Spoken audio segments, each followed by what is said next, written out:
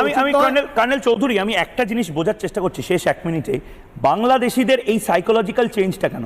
তারা পাকিস্তান করছে কেন? আরে পাকিস্তানে জঙ্গি মরছে বলে বাংলাদেশ জুড়ে অসৌচ পালন হচ্ছে, বুক চাপড়াচ্ছে, অনেকের পাঁজর ভেঙে গেছে, এত জোরে জোরে বুক চাপড়েছে। এই চেঞ্জটা কেন? কারণটা কি?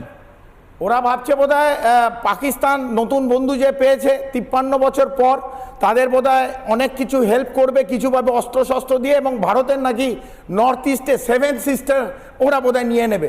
একবার হাঁচলে বাংলাদেশ উড়ে যাবে।